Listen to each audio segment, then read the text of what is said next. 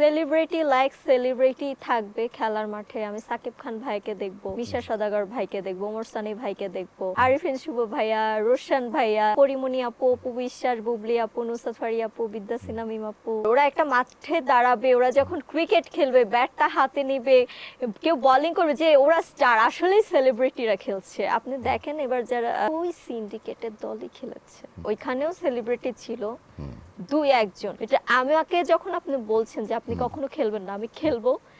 Like আমি আমার সিনেমার মানুষগুলোর সাথে খেলবো। আমি ছোট পর্দাকে কখনো ছোট করব না। এখানেও স্টার আছে, এখানে যারা স্টার ছিল হাতে গোনা কয়জন ছিল। আবার অনেক মডেলদের দেখলাম, মানে যাদেরকে হয়তো চিনিও না বা কখনো দেখিও নি।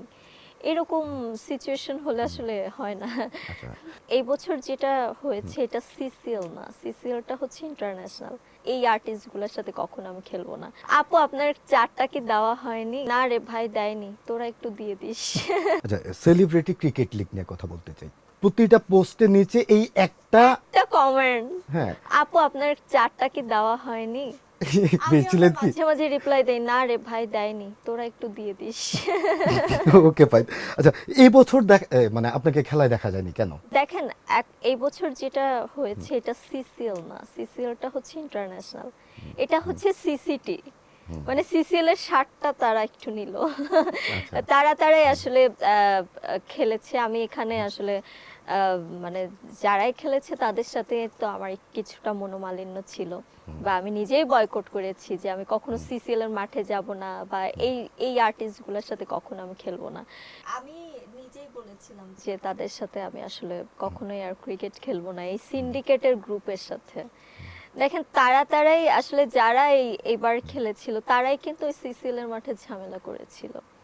তারা এমন সিচুয়েশন ক্রিয়েট করেছিল যে আমাদের দলে ভালো প্লেয়ার থাকতে পারবে না, শুধু আমাদের দলে না অন্যান্য গ্রুপে ভালো প্লেয়ার থাকতে দিবে না, এরকম একটা সিচুয়েশন ক্রিয়েট করেছিল যে তারাই যেন চ্যাম্পিয়ন হয়।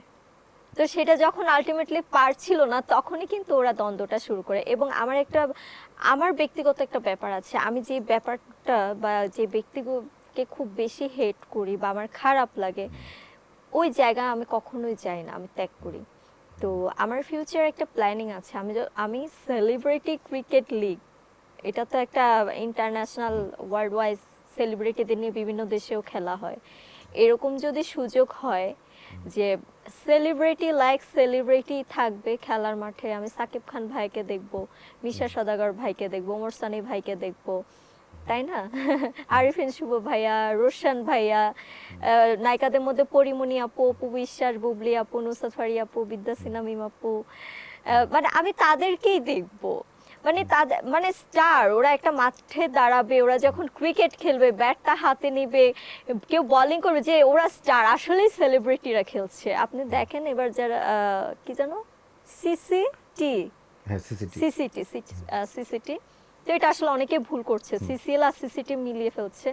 ওখানে যারাই খেলেছে ওই সিন্ডিকেটের দলই খেলেছে, ওই গ্রুপটাই কিন্তু খেলেছে, ওই গ্রুপটাই জিতে প্রাইজ নিয়ে আসছে। ওরা কি তারকা না? ওরা তারকা না যারা খেলছে? হ্যাঁ, তারা তারকা, আমি ওইটা বলছি না যে তারা তারকা না, কারণ ওইখানেও সেলিব্রিটি ছিল দুই একজন। আমি সেলিব্রিটি আপনি যদি ভাবেন, ওই মাঠে কাকে দেখেছেন? আমি শুধু সিয়াম আহমেদ ভাইকে দেখেছি, মেয়ে জাবিন আপুকে দেখেছি, আর কে ছিল? মানে ওই অর্থে আসলে সেলিব্রিটি ওই অনুযায়ী কিন্তু ছিল না। তো আসলে তারা খেলেছে, এটা তাদের ব্যাপার। কারণ খেলার জায়গাটা আসলে মানুষ খেলে একটু বিনোদনের জন্য, তাদের প্রয়োজন হয়েছে। সিসিএল এ জিততে পারে নাই বা সিসিএল এ ফাইনাল খেলা হয়নি, ওইটা মূলত স্বাদটা আসলে সিসিটি দিয়েই পূরণ করেছে। তারা এনজয় করেছে, তারা হেসেছেন, খেলেছেন, ভালোই করেছেন, এটা তাদের ব্যক্তিগত ব্যাপার। এটা আমাকে যখন আপনি বলছেন যে আপনি কখনো খেলবেন না, আমি খেলবো। লাইক আমি আমার সিনেমার মানুষগুলোর সাথে খেলবো। মানে সত্যিকারের তারকা যেদিন খেলবে ওই দিন খেলবে। হ্যাঁ একদম, বললাম না স্টার মানে স্টার। আচ্ছা, আমি ছোট পর্দাকে কখনো ছোট করব না। এখানেও স্টার আছে, এখানে যারা স্টার ছিল হাতে গোনা কয়জন ছিল ছোট পর্দা স্টার, আমার তো চোখে। বাকিদেরকে আসলে খেলার মাধ্যমে পরিচয় করায় দেওয়া হচ্ছে। আবার অনেক মডেলদের দেখলাম, মানে যাদেরকে হয়তো চিনিও না বা কখনো দেখিও নি। এরকম সিচুয়েশন হলে আসলে হয় না।